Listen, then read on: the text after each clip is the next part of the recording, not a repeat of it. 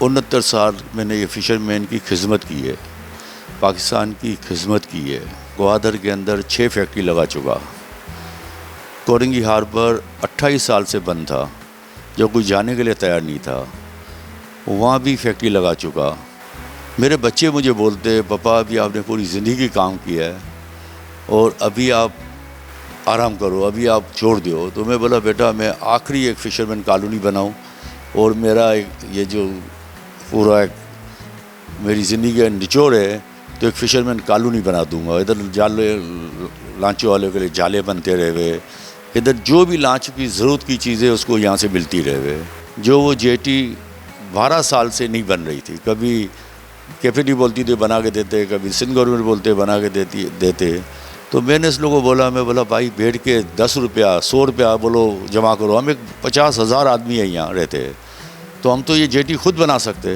یہ سونے جیسی جگہ ہے، آپ یقین کرو سمندر دیکھو تو بلو سمندر ہے، مچھی دیکھیں تو آپ سونے جیسی مچھی، آپ کھائیں تو آپ بولو گے کیا مچھی ہے، یا اور اپنا اور مارو کی یا یہاں کی، دونوں مچھی ایسی ہے جو آدمی کھائیں تو الگ ہی اس کا ایک ٹیسٹ ہے۔ بہتوں نے میرے کو نقصان پہنچایا، اللہ کے حکم سے مجھے اللہ نے اس سے زیادہ نوازا، اس سے زیادہ مجھے میری صحت خراب ہو گئی ہے۔ میں ایک جوان تھا، ایک آپ کو پتہ ہے کہ میں خوبصورت انسان تھا، پوری زندگی آج بھی کام کر رہا ہوں، آج بھی آپ بولو گے جوان جیسا کام کر رہا ہوں۔ ابھی میرا کام تھا گھومنا پھرنا، میں گھومتا پھرتا، میں آ کے اور ایڈوائز کرتا، پاکستان کی فشری کو اچھا کرتا۔ میرے سے بہت کام لے سکتے، فشری کو اچھا کرنا ایک 3 مہینہ 6 مہینے کا کام ہے۔ فشری کیا اچھا نہیں ہو سکتی، سونے جیسی ہو سکتی ہے۔ کوئی ہمدردی فشری سے نہیں تھی، جس کو جہاں لوٹنا ملا لوٹا۔